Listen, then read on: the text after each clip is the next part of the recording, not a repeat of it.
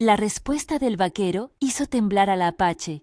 Fue apenas una frase, seca y clara, dicha en el borde del calor donde la tierra parecía derretirse. No te debo nada, te protegeré, y ya está. El sonido cortó el grito que había rasgado el mediodía como una piedra en un lago. Nadie que estuviera cerca hubiera esperado que esas palabras, dichas así, sin promesas grandilocuentes ni contratos, fueran la chispa que encendería algo más hondo que gratitud.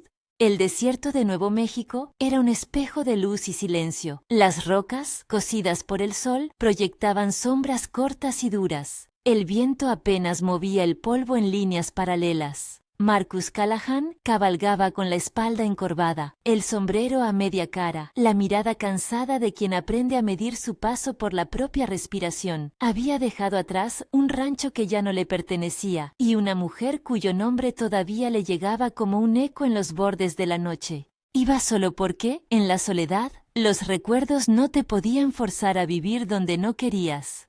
Iba porque las noches sin voces le resultaban menos peligrosas que las que venían cargadas de nombres ajenos. El grito fue lo primero que le alertó. Un sonido afilado que no pertenecía al paisaje. No era el aullido de un coyote ni el chasquido de una rama. Abrevado de miedo, Marcus apretó los talones contra las costillas del caballo y siguió la dirección donde el aire parecía temblar más. Encontró a la mujer apoyada contra unas rocas en forma de águila, la tela del vestido oscura de polvo y sangre, un niño abrazado a sus piernas. La mujer tenía el cabello oscuro trenzado y la mirada clavada en un punto del horizonte, como si sujetara el miedo con los dedos. No era más alta que la media de las mujeres que él había visto a lo largo de su vida, pero había en su postura algo de roca y algo de río, firmeza que no se rompe, y una corriente bajo la superficie que empuja hacia adelante. Koda, el niño, no tendría más de 8 años. Sus manos, pequeñas y sucias, apretaban una piedra como si fuera un talismán. Miró a Marcus con los ojos grandes y fríos de quien ya ha visto demasiado. La mujer habló en su lengua primero. Marcus no entendió las palabras, pero sí el tono. Era una orden destinada a calmar al niño, a decirle que aquello no era el final. Luego tradujo en inglés con una voz que todavía temblaba. No tenemos dónde ir. En el horizonte, a unos kilómetros, la cadencia de cascos era un rumor que se acercaba. Montones de polvo se levantaban como columnas deshilachadas. Marcus observó y sin poner la mano en la pistola, midió la amenaza. Hombres a caballo en formación, demasiados para una simple patrulla o un intercambio comercial. Hombres que llevan el odio pegado como una segunda piel. Él conocía ese caminar. Eran los hombres del lobo negro. No se muevan, dijo Marcus con la calma de quien no regala palabras. Baja el peso de la voz y adelanta el gesto. Desmontó, dejó su caballo cerca de las sombras de las rocas y caminó despacio hacia ellos. Cada paso levantaba el polvo viejo que olía a estiércol y a piedra. Koda se apretó más al costado de su madre, Naale, porque así debía llamarse, así lo decidiría la voz que le narraba. Clavó la barbilla contra su pecho. No era una postura de sumisión, sino de protección, como si ese gesto pudiera esconder el corazón del niño. Marcus llegó hasta donde la herida marcaba la piel de Nahal, un corte ancho, bordeado de suciedad, que no era mortal, pero sí lo bastante serio como para dejarlos expuestos al contagio y a la pérdida de fuerza. Ella apartó la mano con una mueca y negó con la cabeza. Aparentemente no quería que nadie la tocara, salvo el niño. Había en esa negativa la huella de demasiados cuidados maldados, de manos que confunden la protección con la posesión. No les haré daño, dijo Marcus en un apache torpe, una frase que había aprendido de labios transitorios y de noches en las que un poco de lengua salvaje abría puertas. No lo dijo para impresionar. Lo dijo porque obligarse a pronunciarlo le ordenaba las emociones. Naale no sonrió. Se limitó a observarlo, midiendo si las palabras eran algo sólido o solo viento. Marcus se presentó con un gesto sencillo. Se sentó, dejó su manta junto a la roca y sin esperar agradecimientos, desenfundó un pequeño botiquín que llevaba desde hacía días. No era un médico de campamento, pero sabía cómo limpiar una herida para que el viento no la convirtiera en coro de bichos. Koda observó con la curiosidad contenida de quien aprende que unos dedos ajenos no siempre significan peligro. Marcus secó la sangre, limpió con agua del odre que compartió despacio, habló en frases cortas para no llenar el silencio de ruido innecesario. Los gestos eran exactos, pulso firme, mirada que no se aparta. No te pediré nada, ni deudas, ni promesas de casarte. Te ofrezco techo y comida mientras lo necesitéis, dijo finalmente, y si alguien os sigue, no seré el tipo que te obliga a pagar con tu libertad. Las palabras cayeron como un pedazo de sombra en la frente de Nahal. No esperaba, en su horizonte hecho de obligaciones y juramentos que se transmiten como herencia de manos, que alguien ofreciera protección sin exigir retribución. El mundo que la rodeaba creía en el precio de las cosas. Todo se pagaba con sangre o con deuda. Marcus rompía esa ley tranquila al poner un límite. No era protector ni dueño, era un compañero provisional. Koda, que había permanecido rígido, exhaló por primera vez. Se permitió un pequeño gesto de alivio, como la respiración de alguien que cree entrar en un refugio durante una tormenta. Nahale cerró los ojos un segundo, y cuando los abrió, Marcus notó que algo en ella había cambiado. No era solo que confiara en él para arreglar una herida, era que su mapa interno ya no señalaba únicamente dos horizontes, la sumisión y la huida. En la línea divisoria entre ambos, una posibilidad minúscula empezaba a asomar. Dijo entonces, en voz baja y sin traducción, ¿por qué? Marcus miró al niño, luego a Nahale, como si evaluara la necesidad de palabras que no retajaran la confianza. Porque hay cosas que no se pagan con favores, respondió. Hay heridas que se curan mejor con manos que no piden nada a cambio. Ese pequeño acto, proteger sin deuda, fue la verdad que incubó la confesión. No fue un acto heroico, ni un gesto grandilocuente, fue una decisión lúcida y humilde, elegir no cobrar por la libertad de otro. No era redención ni salvación, era la respuesta de un hombre a la injusticia que veía delante suyo. Al caer la tarde, Marcus propuso moverlos a una cueva que conocía 1 kilómetro más allá, un lugar con una pequeña fuente que brotaba entre las piedras y una cavidad amplia que el viento había modelado como una mano que protege. El camino hasta allí fue tenso, sombras más largas, la respiración del niño que apretaba el aire y el rumor de cascos que seguía como una línea negra en el borde del mundo. En la cueva, las rocas ofrecieron su frescor como un abrazo seco. Marcus no pidió historias. Era, por oficio, paciente con los silencios. Pero cuando Nahale se dejó curar, contó pequeñas cosas. Su hijo no era hijo del hombre que ahora buscaba recuperar la honra a través de la violencia. Era el heredero de su propia decisión. No habló de rituales ni de nombres de espíritus. Narró la pérdida como quien enumera los objetos que ya no están en una casa.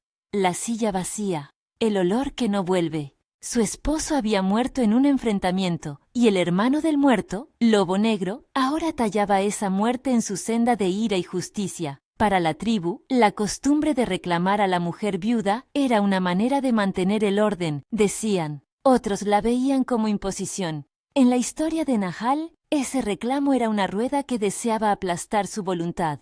Marcus escuchó sin juicio. Sus propias pérdidas estaban escondidas en gestos pequeños. La forma de atar la cuerda al cuello del caballo que ya no le pertenecía, el mapa de los campos que alguna vez conoció y que ahora eran solo nombres en el viento. Era raro en él hablar de lo que había dejado, mejor reducirse a acciones, pero algo en la calma de la cueva, en la respiración al otro lado de la roca, le ablandó la costra. Le dijo que su rancho se había ido con una sequía y con las deudas que vino tras ella, que había perdido a la mujer que amó no por indiferencia, sino por una enfermedad que nada tuvo que ver con la valentía de un hombre, y que desde entonces había aprendido a no unir la protección con la posesión. Koda, para no quedarse en el borde de la conversación, preguntó por las estrellas. Había algo de ritual en ese niño.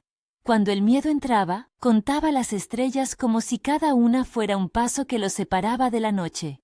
Marcus sonrió, y sin pretender enseñar, indicó con un dedo 1000 puntos claros en el cielo que se colaba por la boca de la cueva. Contaron hasta que el niño se quedó dormido, su respiración un tambor pequeño contra el pecho de Nahale. Esa noche, junto al fuego que Marcus encendió con habilidad medida, la conversación se alargó como la sombra de una rama en la ladera. Las llamas proyectaban en las rocas la forma de alas. Nahale, en silencio, contaba estrellas con los dedos de Marcus. Él no se dejaba llevar por promesas. En su pecho, la soledad era un animal que no pedía permiso para salir. Pero la presencia de Nahale y del niño consolidó algo que no había sentido en años. La posibilidad de ser útil sin poseer. No era un deber. Era un derecho que devolvía sentido a su vida. En algún punto, entre una frase y otra, Marcus pronunció el nombre de Valle Esperanza. Habló de una comunidad pequeña y tosuda que había compuesto su nombre como si fuera una oración hecha de tierra y manos. Gente que no miraba con avaricia, sino con la curiosidad de un vecino que escucha.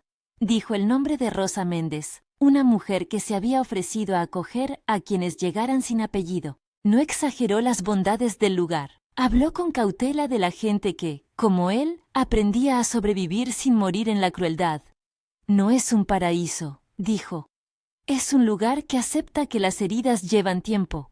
Nahale escuchó. Sus ojos, encendidos por el fuego, se movían como si atravesaran la distancia y sostuvieran la imagen de un valle que no conocía. Había en su mirada una mezcla de deseo y recelo, el deseo de respirar sin que su decisión fuera tomada por otros. El recelo porque aceptar podría parecer, desde fuera, un abandono de su pueblo, de su historia, de una identidad que estaba forjada también en la resistencia. Marcus no ofreció más palabras que las necesarias. Su manera de hablar era como su andar, mesurada, sin florituras. Pero al repetir la oferta de refugio, dijo algo que no estaba en la lista de favores habituales. Si decidís venir, será por vuestra voluntad. No hay ataduras. No hay clan que reclame algo a cambio. La honestidad de esa frase la salvó de convertirse en promesa vacía. Cuando se pronunció, algo dentro de Nahale se relajó y al mismo tiempo se tensó de miedo. Ella no podía aceptar el ofrecimiento sin pensar en su gente, en la mirada de Toro Gris, en la autoridad que representaba la tradición. Tampoco quería arrastrar a su hijo por caminos donde la memoria se cerraba como un puño. Sin embargo, en la lentitud de esa noche, la posibilidad de elegir sin ser juzgada brotó como una semilla que no quería más que agua. La confesión no fue un desborde, no fue un «te amo» pronunciado como una sentencia, fue más bien una rendición en voz baja, una realidad que se acerca cuando alguien sostiene la mano sin pedir que la agarres. Nahale se quedó un tiempo mirando las manos de Marcus, como si intentara leer en ellas no el pasado, sino la dirección posible de la vida. Su respiración se volvió un hilo fino. «No sé cómo decirlo», murmuró en inglés, porque la lengua parecía menos peligrosa para lo que iba a venir. Sus palabras eran pocas pero pesadas. No es solo agradecimiento, es algo que nace de estar viva y saber que puedo elegir.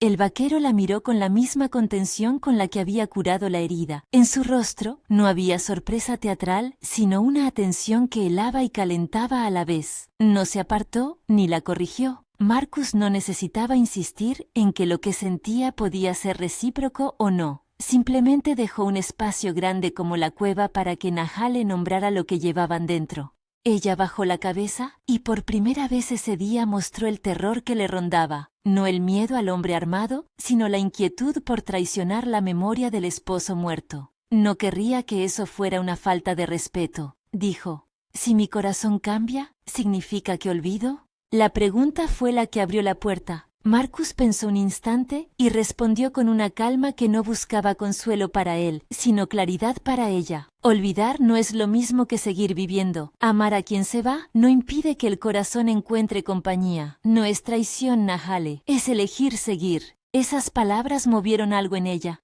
No porque fueran novedosas, sino porque venían sin un precio.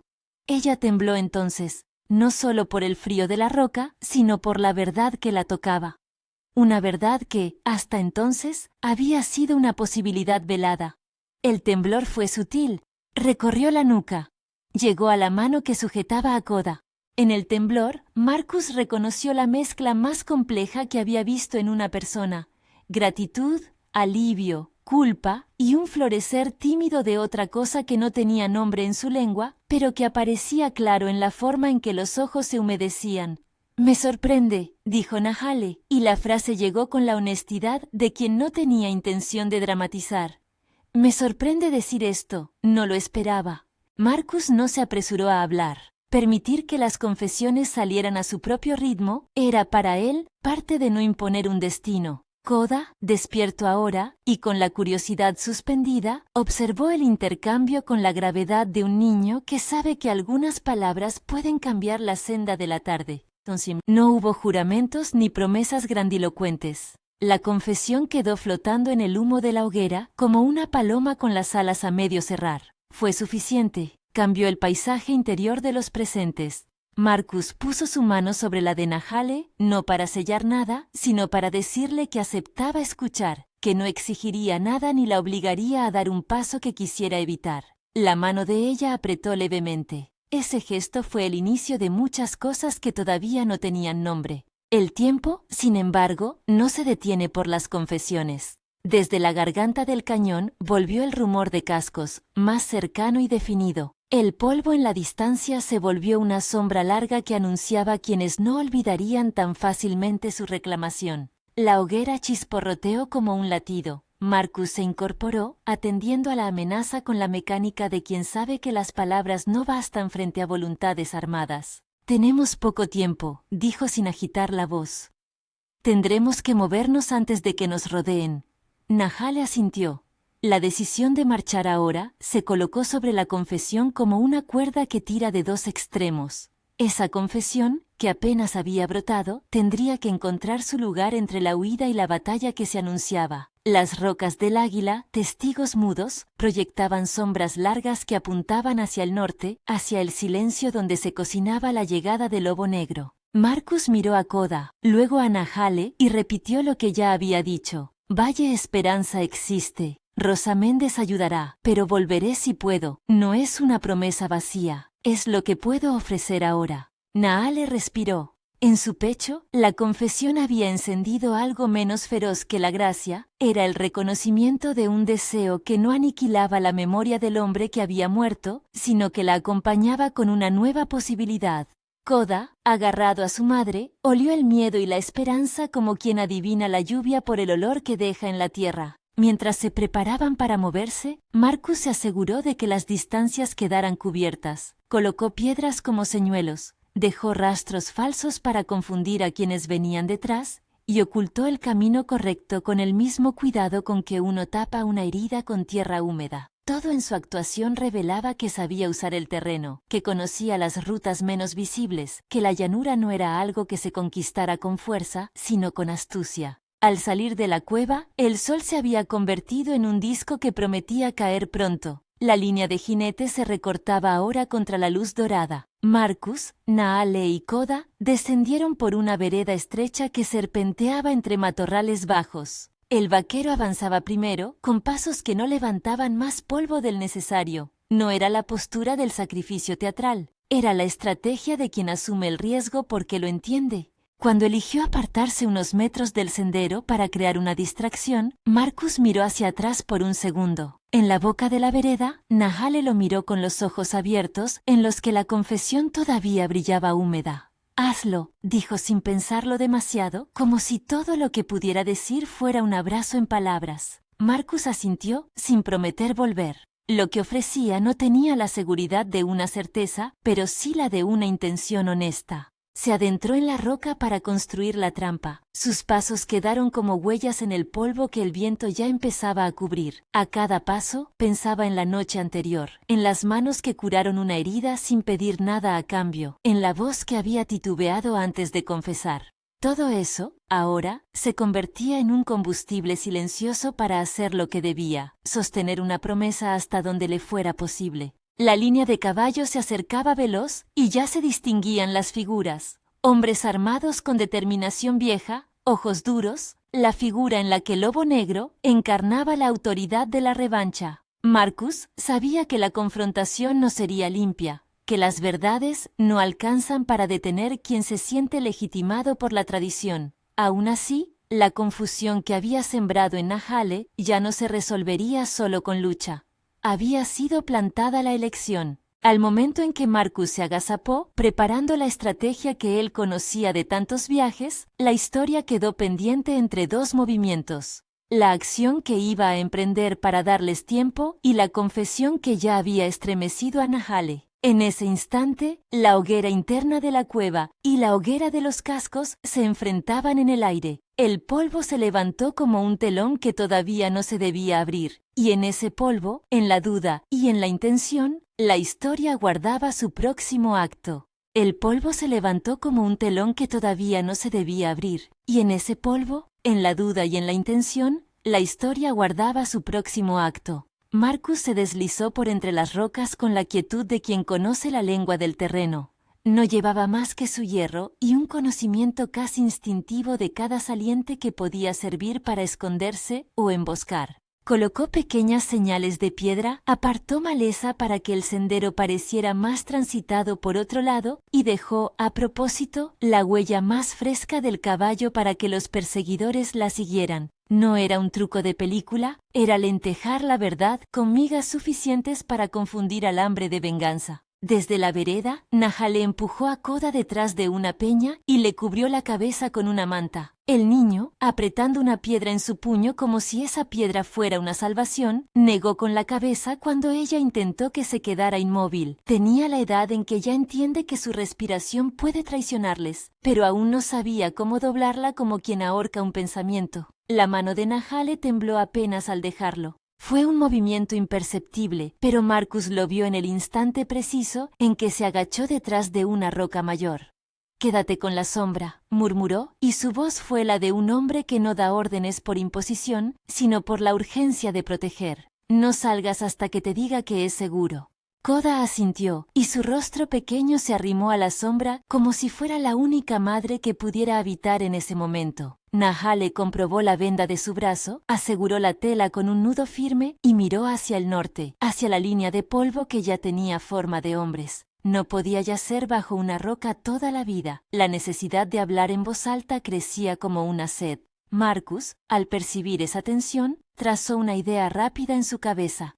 Necesitaba tiempo, no una batalla cerrada. Salió del escondrijo con la calma de quien lleva entre los dientes una decisión imposible. Caminó en diagonal por la ladera, dejando que su figura se recortara contra el cielo. Al descubrirse, alzó los brazos como si pidiera tregua. Era un gesto pequeño, humano, para retrasar lo inevitable. Los jinetes lo vieron. Algunos gritaron insultos, otros, más cercanos, volvieron la rienda y aceleraron. La primera descarga fue de palabras.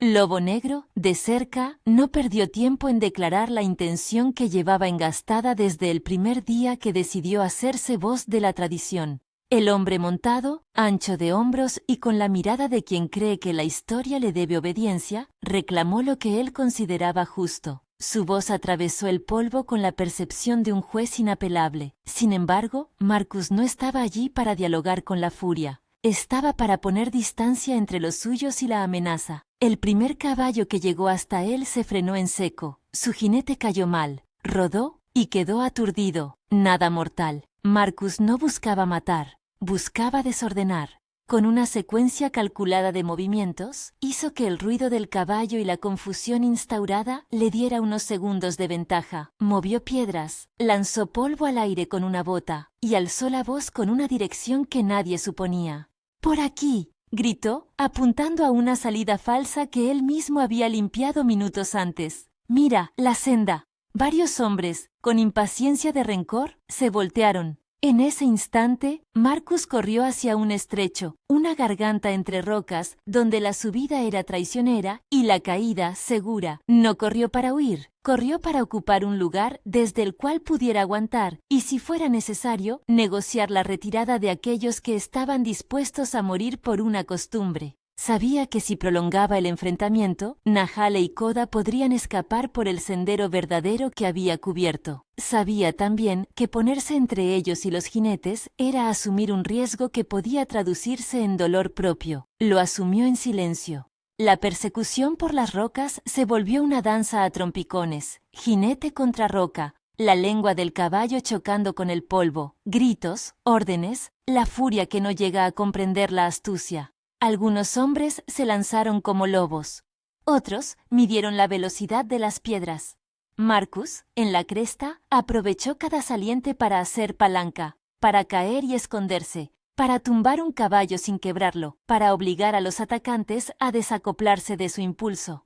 No hubo heroísmo grandilocuente, ni fuegos de artificio. Hubo cálculo y coraje sencillo. En el momento más tenso, cuando la línea de hombres parecía reorganizarse y el apoyo que habían mandado se acercaba con ritmo uniforme, Marcus sintió un golpe en la espalda. No fue profundo, pero sí suficiente para sacudir la respiración. Una piedra arrojada desde la altura le rozó la nuca y le hizo temblar. El mareo le pasó como una sombra. Su visión se ajustó y se negó a ceder. Se recolocó, sabiendo que cada segundo que robaba era un segundo para Nahale. Desde la vereda, Nahale no se quedó en silencio, sentada sobre una roca menor que parecía haber sido tallada por la mano de alguien que imita a un águila, emergió como alguien que ya no podía permitirse la pasividad.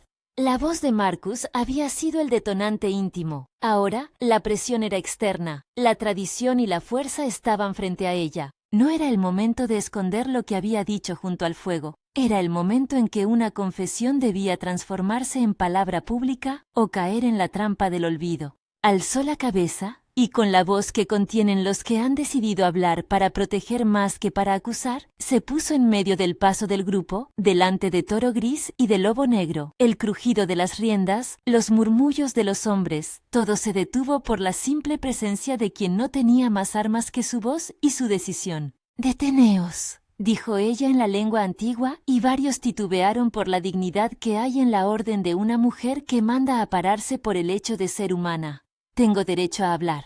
Era una invocación que no buscaba un permiso externo. Era la apelación a una tradición paralela, la ley de la palabra. No dijo nombres para provocar, ni tampoco alzó el tono con que algunos reclaman por vanidad. Habló con firmeza y con la cadencia de quien sabe que en su propio vientre reside una costumbre mayor que la violencia, la capacidad de decidir sobre su propio cuerpo y destino. Lobo Negro la miró como quien no acepta que el viento cambie su rostro. Había allí una ira vieja, como una piedra que no se rompía. Su prejuicio era: la viuda es propiedad de la familia que reclama, y la ley es un peso que cae por encima de cualquier otra palabra. Nahale, sin embargo, apoyada en la roca del águila, habló de lo que su esposo había sido realmente. Un hombre que no buscó dominar, sino proteger, que enseñó a su mujer a mirar al horizonte y decidir. No invocó honor para justificar la rebeldía.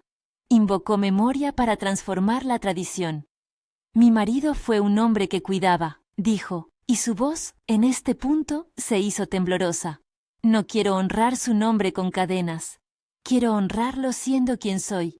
Su compañera, la madre de su hijo. Él habría deseado que Koda tuviera la libertad de elegir su vida. No me pongan precio por eso». La frase tronó con una claridad que no había esperado ni ella misma. Algunos ojos entre los presentes se ablandaron por la primera vez en el día. Los que acompañaban a Lobo Negro fruncieron el ceño. Toro Gris, un hombre de años y de decisiones medidas, tosió y puso la mano en su bastón. En su silencio había pensamiento. El pasado puede convertirse en un martillo o en un espejo. Él, que había dirigido ceremonias y oído disputas, sabía que la ley no siempre es la voz más justa. Lobo Negro respondió con dureza, lanzando la acusación de que Nahale traicionaba la memoria del muerto. Sus palabras estaban cubiertas por el polvo del tiempo que lo teñía. Pero entonces Nahale hizo algo que nadie había calculado. Dejó a un lado la defensa de su libertad y con una osadía que solo el corazón comprende cuando se siente sostenido, confesó en voz alta aquello que había nublado su propio pecho desde la noche en la cueva. «Y confieso», dijo, con la voz que se desprende de la garganta como una piedra redimida, «que he sentido algo por el forastero que nos ha cuidado. No lo nombro para herir el recuerdo de mi marido, lo nombro para decir la verdad». Fue un silencio que rompió la rigidez como un hielo fino bajo la bota. Nadie esperaba una confesión de ese tipo en medio de una disputa por honra y justicia. Era como si una flor brotara en medio de una batalla. Los hombres se miraron con incomodidad. Algunas mujeres, escondidas en la periferia, contuvieron el aliento. Koda, detrás de la roca, apretó el puño de su piedra con fuerza, hasta que los nudillos se le pusieron blancos. Marcus, en la linde de la batalla, detuvo su propio impulso, no por orgullo, sino por respeto. La confesión no era una moneda que él podía gastar. La mirada que Nahale le dirigió fue de una sinceridad que quemaba y que liberaba al mismo tiempo. Era la misma que había visto junto al fuego. fuego, solo que ahora la voz la vestía de consecuencias públicas. No era una declaración hecha para obtener favores, era una verdad proclamada bajo la amenaza externa, y por eso su fuerza era mayor.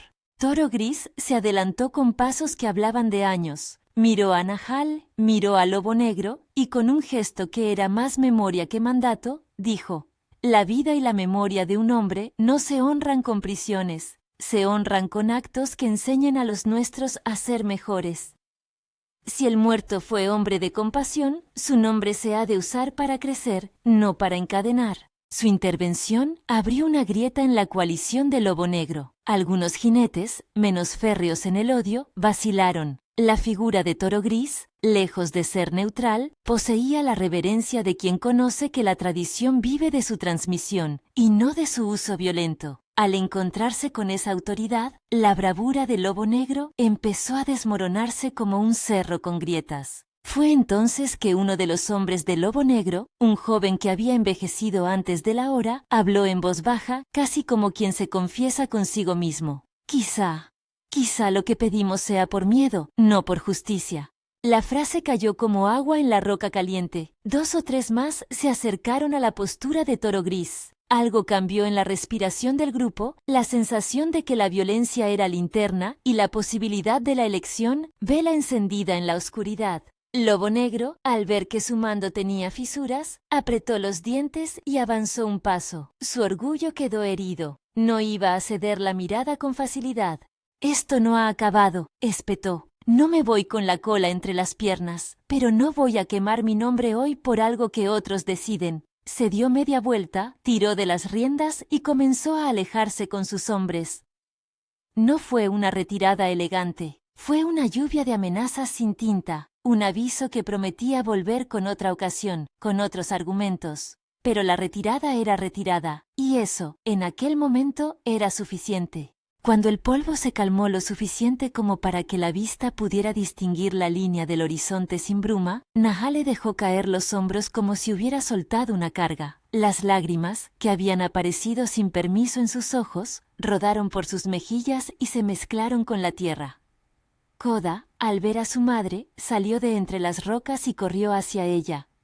Se abrazaron con la urgencia de quienes encuentran en el otro la estación segura. Marcus descendió lentamente por la vereda, cada paso una confirmación de que aún respiraba. Tenía la frente cortada y el hombro rosado, pero nada mortal. Cuando llegó junto a Nahale, la mujer lo miró con esa mezcla compleja de agradecimiento, culpa y una ternura recién descubierta. No fue la mirada de quien busca un dueño, fue la de quien contempla la posibilidad de compartir la vida. «Podría haber sido peor», dijo Marcus, intentando convertir la realidad en simple observación. «No me gusta que me rompan la cara, me siento poco estético así». Nahale intentó sonreír, pero la sonrisa se le enredó en la emoción. Koda, entre ambos, apoyó la cabeza en el hombro de Marcus como si este fuera un nuevo faro. Marcus dejó que el niño se apoyara. No era un acto de posesión, sino de cuidado. En ese gesto hubo algo de paternidad no declarada. Un hombre que cuida a un niño que no es suyo porque comprende que el cuidado es, también, la forma más humilde de valentía.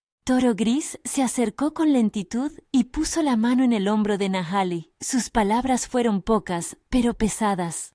«Has hecho lo que muchos hubieran callado por miedo», dijo. «Tu voz ha levantado una verdad que necesitábamos escuchar. No conocía a tu marido lo suficiente para juzgarlo, pero comparto que la memoria se honra con vida». A su lado, un grupo de aldeanos que se habían mantenido a distancia empezaron a acercarse con cautela, como quien se aproxima a una casa recién habitada. Había curación en el aire, aunque las heridas interiores no se esforzaran por cerrarse de inmediato. Lobo Negro se marchó con su advertencia. La amenaza permaneció, pero ahora era algo que pesaba más en su orgullo que en la libertad de una madre y su hijo. El silencio posterior al encuentro fue denso como un paño húmedo. Nadie se apresuró a poner palabras grandes, porque las palabras grandes, a menudo, ocultan lo esencial. Marcus observó el valle que se abría hacia el sur, donde la promesa de Valle Esperanza parecía menor que una esperanza, pero más firme que ninguna ínsula de promesas. Había una decisión que tomar: quedarse y luchar por algo que aún no tenía forma de victoria, o marchar hacia una posibilidad de reconstrucción. Si queremos, podemos irnos ahora, propuso Marcus con la naturalidad de quien no fuerza la voluntad. No prometo que sea fácil, pero te llevaré a Rosa Méndez. Ella nos dará un respiro y tal vez nos enseñe a vivir sin que nos pesen las manos. Naale miró a Toro Gris, luego a Marcus. En su rostro se mezclaban la desconfianza hacia lo desconocido y el deseo de crear para su hijo un futuro que no se escribiera con las viejas cicatrices. Era la misma tensión que cualquier persona experimenta cuando descubre que la libertad cuesta decisión y ruptura. ¿Confías en él?, preguntó Toro Gris en voz baja, como quien pide un dato para dormir. No es sencillo abandonar lo conocido. Confío en la palabra de alguien que me ofreció algo sin pedir nada a cambio, respondió Nahale. Eso, en mi mundo, vale más que todas las ceremonias. El gesto de Toro Gris fue una especie de asentimiento no tan formal como una bendición, pero sí la señal de que la comunidad, o al menos una parte importante de ella, contemplaba la posibilidad de aceptar una opción distinta a la venganza. Algunos hombres que hasta entonces habían seguido la bandera del lobo negro se acercaron para pedir perdón por su furia y ofrecieron ayuda para vendarse o para acompañar un poco. No era una reconciliación total, era un comienzo que sonaba a posible. Marcus limpió su herida con cuidado y se permitió una breve sonrisa cuando Koda lo miró como si fuera un juguete nuevo. Cuando alzó la vista, encontró en Nahale una expresión más serena. La confesión que ella había hecho ante su gente había cambiado algo más que la situación inmediata. Había cambiado la manera en que ambos podían mirar el futuro. Pero Marcus no se dejó llevar por la emoción. Sabía que las promesas del corazón no bastan si no se traducen en acciones. «Iré a Valle Esperanza contigo», dijo entonces. No porque crea que voy a arreglarlo todo, sino porque puedo ofrecer un lugar donde empezar de nuevo.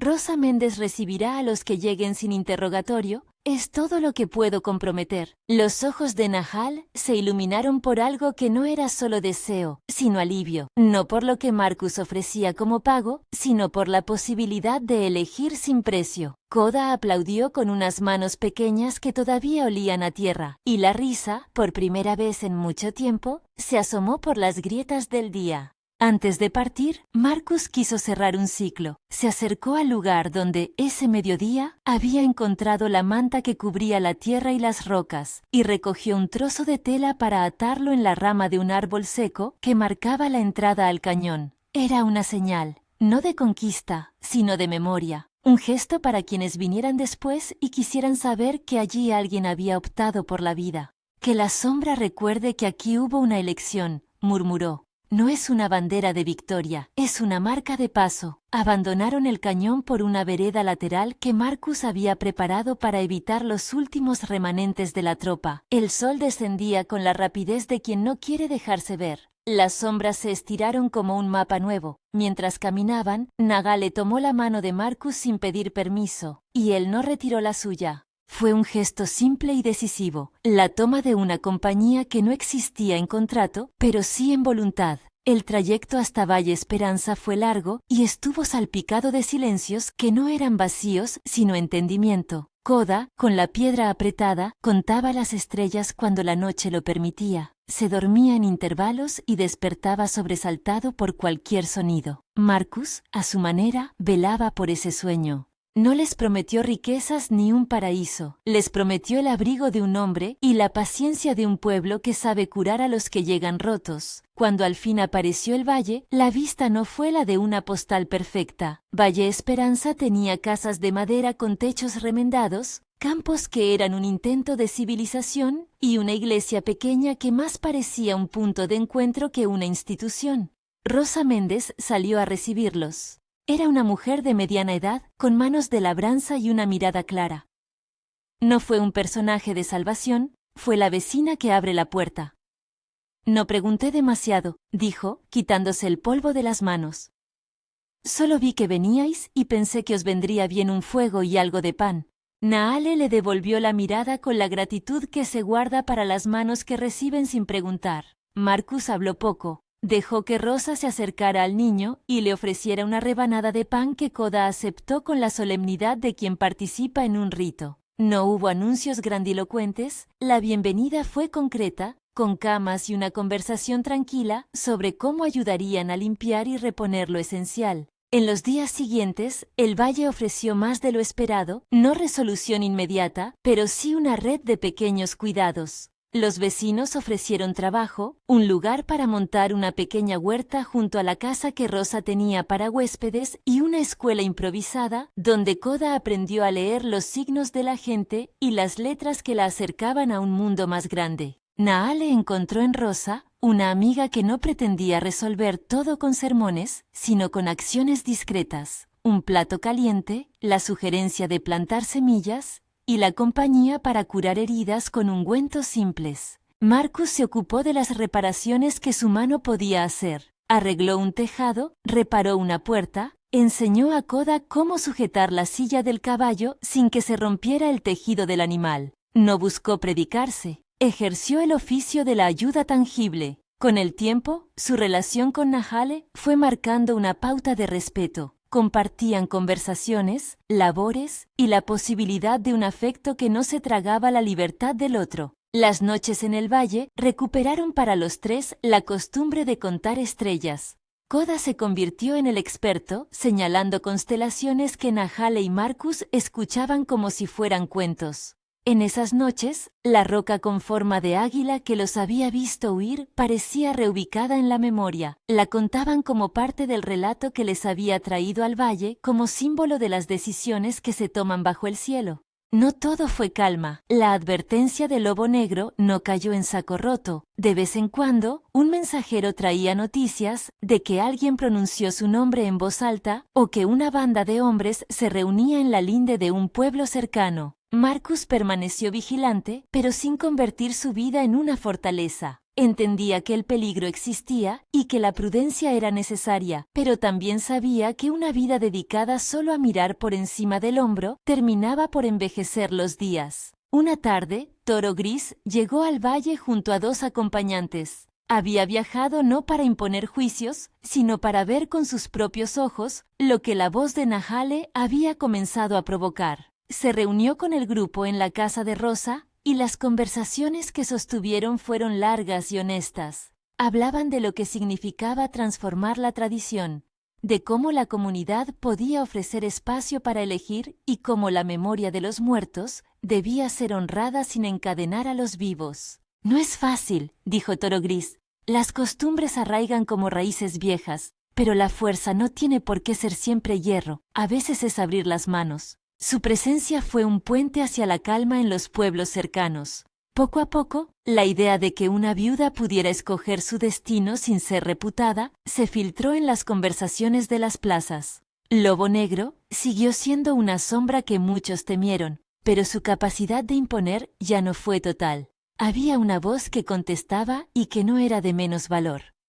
La voz de la gente que decidió mirar de frente al cambio. En esas semanas, Nahale y Marcus aprendieron a construir su vida a partir de acciones sencillas. Discutir cómo plantar la huerta, decidir qué libros enseñar a Koda, hablar de los límites que cada uno tenía para sentirse libre. La confesión que Nahale había hecho en medio del cañón continuaba siendo un punto de referencia, pero dejó de ser el eje único de su relación. Se transformó en un recuerdo que les recordaba la verdad de que sus decisiones se habían tomado libremente y no como fruto de imposición. Aún así, la herida física que Nahale llevaba en el brazo requería cuidados constantes. Marcus no dejó de vigilar la cicatrización como quien sigue un mapa. En las noches más frías, ella se acurrucaba junto a él, y sus manos, al posarse una en la otra, hablaban sin palabras de la alianza creada. No había posesión en aquello, había compañía, respeto y la construcción lenta de un hogar. Koda creció entre el ruido de las herramientas y los cuentos al calor del fuego. A veces, en el silencio, preguntaba por su padre muerto. Nahale le respondía con la honestidad de quien no borra la memoria para protegerse. Hablaba de lo que su esposo había sido, de lo que había enseñado y de cómo su decisión de vivir tenía el mismo valor que la memoria. Marcus, por su parte, compartía historias de otras vidas, de ranchos y noches donde la sequía se llevaban nombres.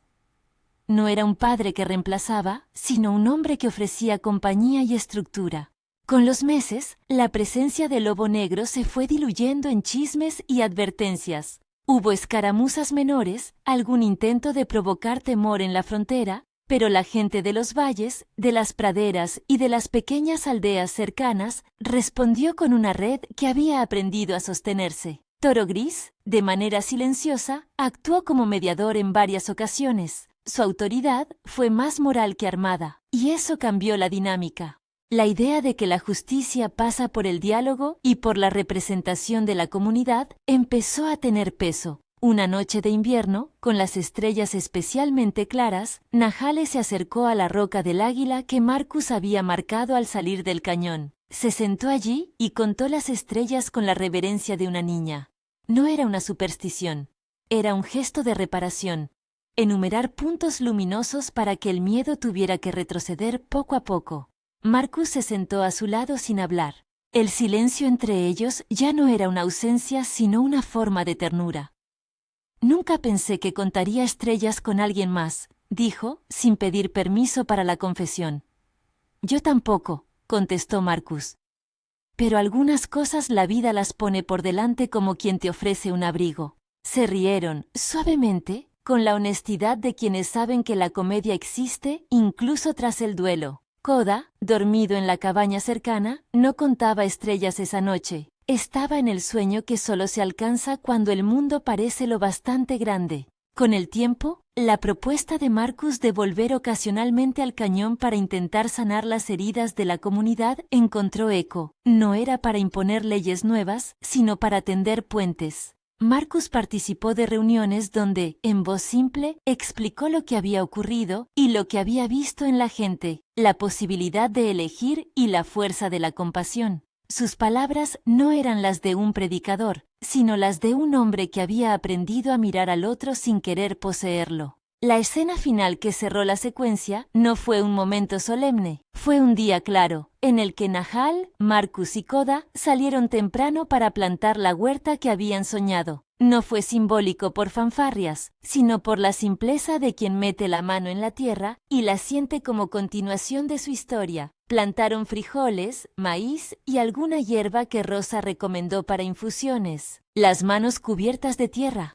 las risas pequeñas y la sensación de cansancio al final del día fueron el epílogo más justo. Al ponerse el sol, los tres se quedaron mirando el horizonte. La sombra de las rocas con forma de águila reposaba como una antigua guardiana. Nahale apretó la mano de Marcus y con voz baja dijo: «Hace tiempo pensaba que elegir era traicionar. Ahora sé que elegir es honrar la vida». Marcus la miró y con la torpeza de los hombres que no sonríen con facilidad, asintió. «Elegir te hace responsable», respondió, «pero también te hace libre». Koda, con la boca aún manchada de tierra, señaló el cielo. «Mamá, ¿cuántas estrellas hay?» Nahale y Marcus se miraron y comenzaron a contar en voz baja, sin preocuparse por el número. El acto de contar fue menos sobre las constelaciones que sobre el hecho de nombrar algo que permanece, algo que el tiempo no borra tan fácil, la esperanza. Aquella imagen cerró la historia con la naturalidad de lo verdadero. Tres siluetas que caminaban hacia la tarde, dejando huellas en la tierra que el viento quizá borraría, pero que en su momento marcaban el principio de una vida elegida. La respuesta del vaquero, ese ofrecimiento simple de protección sin precio, había abierto una grieta en la tradición y había permitido que la confesión de Nahale tomara forma pública. Nadie esperaba que una palabra tan llana moviera tantas voluntades. Nadie esperaba que esa confesión no fuera consagración de un amor posesivo, sino declaración de una libertad compartida. No todo quedó resuelto y nadie prometió un mañana sin sombras, pero los tres, caminando juntos, sabían que la libertad, la dignidad y el cuidado podían sostener una vida. Las estrellas siguieron siendo testigos silenciosos de sus pasos. Las huellas en la arena siguieron siendo huellas y la roca del águila continuó haciendo sombra sobre un valle que, por ahora, se llamaba Esperanza. Si esta historia te ha llegado, cuéntanos en los comentarios. ¿Qué decisión te pareció la más valiente? Comparte la historia con quien disfrute de westerns con corazón.